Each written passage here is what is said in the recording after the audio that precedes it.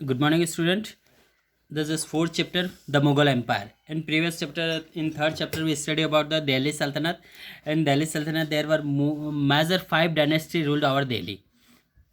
First, Slave dynasty, Lodi dynasty, Khalji dynasty, Tughlaq dynasty, and Sayyid dynasty. These were five dynasty ruled over Delhi. Now, we are going to study about the Mughal Empire.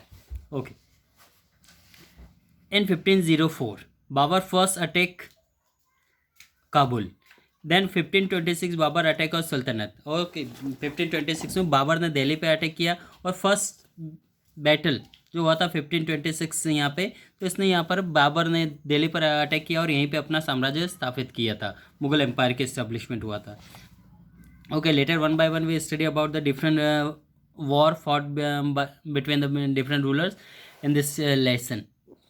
Now, Mughal dynasty established the Grand Empire in India. Okay, who established Grand Empire in India? Mughal dynasty. And it was a glorious period of the Indian history. It was very glorious. ठीक है, बहुत ही एक तरह से विशाल कह सकते हैं यहाँ पे, या अजीब पीरियड कह सकते हैं, जो कि भारत में स्थापित हुआ था, जो कि मुगलों ने इस्टेब्लिशमेंट किया था.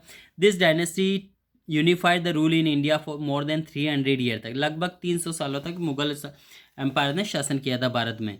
Mughal is the Persian name of a Mongols. देखिए, मुगल जो है वो मंगोल का ही एक पर्शियन नाम है. And the Mughal dynasty produce a rare sequence of competent ruler. देखिए, एक के बाद एक योग्य शासक इसमें प्रोड्यूस किए गए. जैसे बाबर हुआ था, बाबर के बाद हुमायूं, ठीक, हुमायूं है, हुमायूं के बाद अकबर है, ठीक, अकबर, जहांगीर, शाहजहाँ, औरंगजेब, इस तरह के प्रोमिनेंट रूलर रहे और काफ़ी एक से बढ़कर एक शासक रहे. The dynasty was not worthy for its affective rule our much of India for its administrative organization and for the ability of the ruler who maintain record unusual talent through 7 generations. Okay, through 7 generations ruled over India. And another merit was the attempt of Mughal integrate Hindu and Muslim into unite Indian empire. और उन्होंने भारत में एक unite empire की स्थापना किया था. अब देखिए, India at the advent of Mughals, जब भारत में मुगलों का आगमन हुआ था उस समय इंडिया का स्थिति कैसा था. फ्रॉम द 1504 से देखिए भारत में मुगलों का आगमन हो गया था. But Babur was the rule of the Kabul. Okay, he was the ruler of the Kabul and which he is now a part of Afghanistan. Now it is the part of Afghanistan. He was attracted to India for its wealth. Okay, why did he come to India? For wealth. Bharat पे क्यों आया था, वो क्यों attract हुआ था भारत पर? क्योंकि भारत में काफ़ी वेल्थ था, काफ़ी पैसा, धन दौलत काफ़ी अपार हुआ करता था, जिसके कारण वो उससे अट्रैक्ट होकर भारत आया था. At that time Ibrahim Lodi the सल्तनत ऑन द दिल्ली थ्रोन. देखिए, उस समय इब्राहिम लोदी दिल्ली का शासक बना हुआ था. एंड वॉज वेरी अनपॉपुलर, जो कि पॉपुलर नहीं था, इतना अयोग्य था वो. And there was no political stability, और उस समय पॉलिटिकल स्टेबिलिटी भी कुछ खास नहीं था. लगातार कॉन्स्टेंट हो रहे थे, स्ट्रगल हो रहे थे, रिवोल्ट हो रहे थे, ठीक है, इंटरनल तौर पे.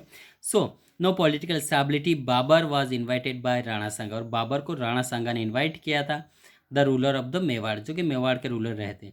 दौलत Khan Lodi and the governor of Punjab. देखिए, किसने बाबर को इन्वाइट किया था? Rana Sanga, the ruler of Mewar, Daulat Khan Lodi and the governor of Punjab Alam Khan. इन तीनों ने मिलकर बाबर को इनवाइट किया था इब्राहिम लोदी पर अटैक करने के लिए, जो कि दिल्ली का शासक था, क्योंकि ये तीनों ही उसका अपोनेंट थे. Ibrahim Lodi uncle to defeat the Ibrahim, और इब्राहिम लोदी के अंकल जो थे वो इब्राहिम लोदी को डिफीट करना चाहते थे. And end of the great Delhi सल्तनत, और इसी के बाद दिल्ली सल्तनत खत्म हो जाता है. All of them hoped the Babur would leave from India and after defeating Ibrahim Lodi and plundering the country. और इन तीनों को यही उम्मीद था कि यहाँ से जो बाबर भारत पर अटैक करेगा वो वापस भारत छोड़ के चला जाएगा. जैसा कि आपने देखा था मोहम्मद गौरी, ठीक है, मोहम्मद गजनवी, वो भारत से धन दौलत लूट के चले गए थे. तो इनको यही आशा थी कि वो वापस चला जाएगा और दिल्ली पर इनका कब्जा हो जाएगा. बट कुछ ऐसा हुआ नहीं. But Babar's intention were somewhat different. लेकिन बाबर का जो इरादा था कुछ अलग था यहाँ पे. Babur turn to India satisfy his appetite for consequent. वो लेकिन अपनी जो भूख थी उसको पूरा नहीं कर पाया और वो भारत में ही धीरे धीरे सेटल होने लगा. और also he consider India as the territory since at been conquered by his ancestor Timur. Sources of information of history. देखिए यहाँ कौन कौन से सोर्सेज जो जिस समय हिस्ट्री के बारे में जानकारी मिलता है. By the time of Mughal settle in India paper was available. देखिए, जब भारत में बाबर का समय था तो वहाँ पे उस समय पेपर अवेलेबल था। And thus we have proton number of literary resource, और उस समय हमारे पास बहुत सारे लिटरेरी रिसोर्सेज थे जिसके बारे में हमें जानकारी मिलता है मुगलों के बारे में। Of information of this period, autobiography of Babur, Babur का ऑटोबायोग्राफी लिखा गया था। Humayun, Akbar, Jahangir, Shah Jahan and Aurangzeb were written in the Persian language. इन जितने भी रूलर हुए हैं मुगल साम्राज्य के, इन सभी ने अपनी ऑटोबायोग्राफी लिखा था, और किस भाषा में लिखा था? पर्शियन लैंग्वेज में लिखा था।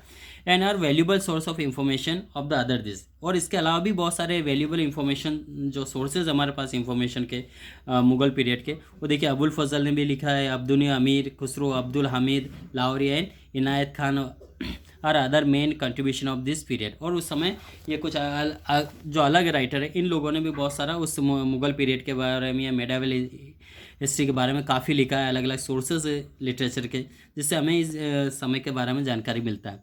अब फॉरेन लिटरेचर देखिए, यहाँ पे अभी ये जो भारत के जो राइटर रहे हैं या जो शासक रहे, इन्होंने खुद बायोग्राफी लिखा है या इन्होंने भारत के साम्राज्य के रूलर के बारे में जानकारी लिखा है अदर राइटर ने।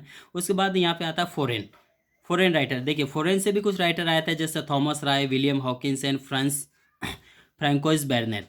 ये कुछ बाहर से आए थे, अदर कंट्रीज से आए थे, जिन्होंने भी उस समय उनका भी कुछ कंट्रीब्यूशन रहा है इंडियन हिस्ट्री को जानने के लिए।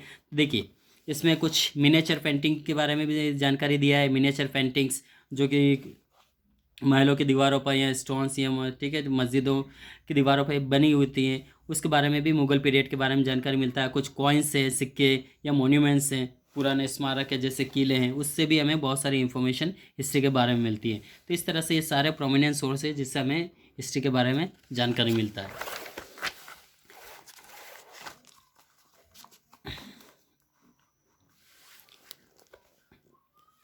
Okay, early Mughal and the Sur Empire. We will continue next part.